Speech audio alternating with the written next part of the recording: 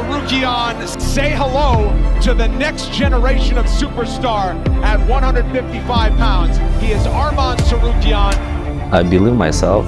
I'm the guy who is going to be it. Arman's so skilled, bro. That'd be crazy if Arman's champ.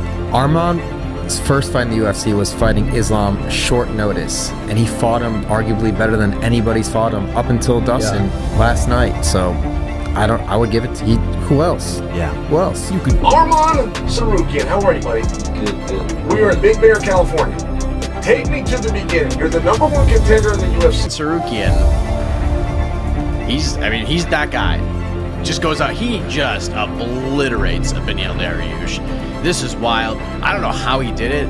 Landing the knee that was partially blocked, but then before his foot even hit the ground, he lands a right hand that puts Dariush essentially unconscious. Good luck. Cool, man. Good luck with that fucking Armenian psychopath. Yeah, he's built like a Greek god. Yeah. Can wrestle like a fucking elite top tier wrestler. And he can strike. And he can submit you. And he's angry. Look at the fucking build on this cat. That is not a guy that grew up with a billionaire dad who could just go buy a fucking Lamborghini with his credit card if he wants to. He's Bruce Wayne, but his parents are still alive. That makes me want to just quit and eat fucking potatoes all day. Here's the Brazilian fast riser, Mauricio Ruffy. What's most impressive to me about Ruffy is his vision, his eyes, his ability to not only avoid strikes, but return. And he's got that air about him as a man who could potentially be a future champion. The countdown to UFC 331 is officially underway, setting the stage for a highly anticipated clash: Arman Tsarukyan versus Rafe. Inside their respective camps, both fighters are undergoing some of the most disciplined preparation of their careers. He's staying busy. He's certainly staying in the public eye with the help of Nina Drama, flying all over the world in his private jet, doing podcasts, just doing appearances, enjoying life, eating caviar, right? Just living it up. The son of a billionaire. Why wouldn't you do that, right? And he's taking on Mauricio Ruffy. One point to be from the rich family is good too. You can do whatever you want and you don't think about money, you know, your head just focus on your fighting. Co-main event, Arman Tsarukyan is finally returning. Okay, he's taking on Mauricio Ruffy, right? Tsarukyan's camp has centered on refining his dominant wrestling, building relentless conditioning, and sharpening his ground control. A game plan built around dictating pace across 5 rounds and gradually wearing down his opponent. So we done our morning workout. Now we're going home, have a lunch, and then nap, and then back to work. Every day, same in the training camp. Rafe's camp, meanwhile, has focused on explosive speed, unpredictable striking, and high-level footwork, with coaches prioritizing takedown defense and keeping the fight in open space where his striking can do the most damage. Analysts remain genuinely divided on how this fight plays out. But I'd say like a little surprised, like I was a little thrown off by it, because mostly the matchmaking is so puzzling to me, because I'm just gonna put this out there. Anybody who's followed my coverage knows that I would pick Arman Tsarukyan to beat literally anybody he ever fights. Of course. He's been my dude from Jump Street. He is gonna absolutely run roughshod over poor Mauricio Ruffy. Like, this fight is not even going to be competitive for a moment. Arman's just gonna run his ass over. So like, to me, I'm just like, okay, Arman pretty much, unless he slips on a banana peel and gets caught, he is going to fight for the lightweight title next. And if he doesn't, then I'm gonna lose my freaking mind. The other part was like, oh, everyone was reporting it was Charles Oliveira. And from what I understand, Charles was the name that was kind of on the list, but the reports that were out there were saying like, this is signed, sealed, and delivered, it's a done deal. Well, the co-main event or the overall card? The co-main event. Co-main. I don't think it's anybody's first choice. But it's not exactly bad. It's strange. It's strange because obviously the way I had heard it was going, and I'm sure this was reported elsewhere. I don't think I'm breaking any news here, but I think that they wanted to do the rematch between Arman and Charles. What I was hearing was not even necessarily for the BMF title. Actually, that may have not been on the line. Although who knows what they would have agreed to in the end. But they went a different direction. I think Charles, obviously losing his teammate, may have played a factor there, or maybe they just decided to go a different way. But they go this way, and with Ruffy. And I mean, Ruffy got run over by BSD, and it's like if BSD is running you over, who's not a bad fighter, but I don't think he's Arman.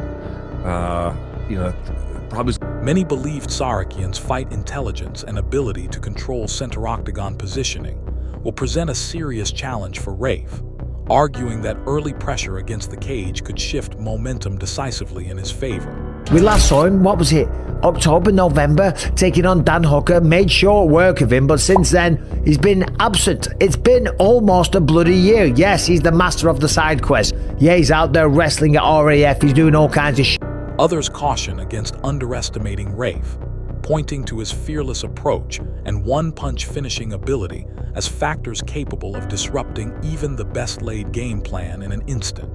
Now, Maurizio Ruffy is a very dangerous guy. We saw him at the White House. He absolutely smoked Michael Chandler. And that was one-way traffic all day long. Against Rafael Fiziev at the start of the year. The man's been busy. This is the third fight of the year, by the way. Against Fiziev, second round, knocked him out. I think it was a straight right hand, right? Beautiful shot, took him out. But before that, it was Paris. Benoit Saint-Denis. And Benoit Saint-Denis absolutely ragdolled him before getting a submission due to face crank in the second round, right? And if Benoit Saint-Denis can ragdoll Maurizio Ruffy all around the place, then you better bet your bottom dollar that Arman Tsarukyan can. Most experts agree this isn't purely a test of physical strength. It's a contest of timing, pace, and strategic adjustment. Go bad. So there's a question of like, is this too much too soon for Ruffy relative to how bad he was against BSD? I understand that. On the other hand, like they got to do something with Arman, and if the Charles fight wasn't available for one reason or another, they had to give him somebody. They've reportedly told him, according to Ariel Helwani, that if he wins this, he'll get a title shot, which I think is the right call. Ruffy's building up some momentum, and it's worthy of saying as much. I mean, he was on that White House card for a reason. I think people really like the way that he fights. So like, if Arman wins, he gets a title shot, which I think is important for the division. And if Ruffy wins, I mean, obviously it depends how he wins, but if he's able to resist the takedowns enough where you can be like, wow, he's really moved on from the BSD fight and he wins, this is obviously putting him in title contention as well. So it's not the first choice, but I don't think it's a terrible choice, although I recognize there are some limits to it. He's still not going to be getting a title shot. There's still 1,000 people ahead of him who will probably get a title shot. So it's one of those situations where you're almost burying a potential future star in Ruffy, maybe for no reason. I don't know. Like, do you think that this thing has a chance of backfiring here? It has a chance, yes. I mean, there are a couple ways. Well, one, if Arman just looks terrible and now, everything that's been building for him falls apart, I don't think that's good for the division. I don't think, obviously. Looking at the resume, Arman Tsarukyan stands as one of the most complete and battle-tested fighters in the lightweight division. With world-class wrestling, exceptional conditioning, and extensive experience against elite competition, he has consistently performed well under high-stakes pressure, making him a genuinely difficult obstacle for any rising contender. A bumpy ride for Arman Tsarukyan. We know back in the day, he punched a fan on the way to the octagon. That didn't go down too well. Then he gets a title shot, and he pulls out at the last minute, and Moicano steps in. Last time out, headbutts Dan Hooker, right? So he hasn't been getting a title shot, right? With a win over Maurizio Ruffy, he gets a title shot 100%. And the man who he would face would be Justin Gaethje, because Ali Abdelaziz just came out recently and said Justin is still going to fight. He's going to continue, but he wants only huge fights. 2027, we'll see Justin Gaethje fighting. He's not going to fight for the rest of the year. He's already fought twice this year, wants to take a little break. The man deserves it. Take some time off, rest up all those bumps and bruises, right? But if Arman Tsarukyan beats Maurizio Ruffy, and I'll say it early, right? He probably will. He'll probably just do what Benoit Saint-Denis did. Maurizio Ruffy, he's awesome to watch. I mean, look at that spinning wheel kick over Bobby Green, right? It was phenomenal, but more than likely he's going to get taken down. Arman Tsarukyan, especially in Los Angeles, right, with a massive Armenian community, right, he's going to have a lot of support in the building. That's why he's on the card. That's why he was fighting Islam Makhachev there, right? He's probably going to ragdoll him, but he's going to have to make some noise on the microphone because Ali said for Justin Gaethje, it's only going to be a big fight. Rafe, by contrast, represents the ambition of a fighter looking to establish himself at the highest level. He brings dynamic striking, speed, and real confidence, the kind of combination that can catch even a seasoned veteran off guard. While his resume doesn't yet match Tsarukyan's, his unpredictability and finishing ability make him a threat throughout every moment of the fight. I will tell you this, and everyone's picking Arman. I will say that Ruffy is much more fresh, as he's already had 2 great KO wins this year, not taken any damage. Meanwhile, Arman hasn't fought since November of last year, and before that had a huge layoff before that. So Ruffy's going to be way fresher, way less rusty, and ready to go off the start. He's going to have a reach and height advantage, a 4-inch height advantage, a 3-inch reach advantage, a big power and striking advantage on the feet. So he could come in here fresh and go for an early KO, and it is possible that he gets that done. And that would be his best path to victory, and it's a very real one.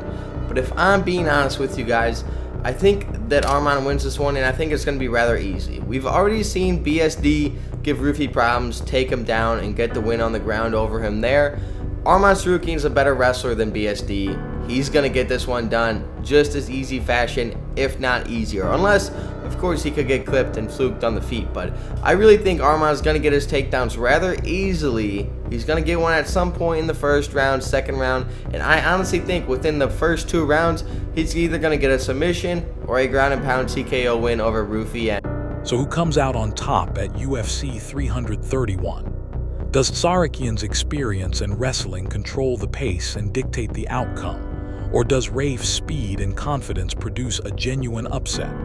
It's a matchup between proven dominance and rising potential. And once that octagon door closes, the outcome is far from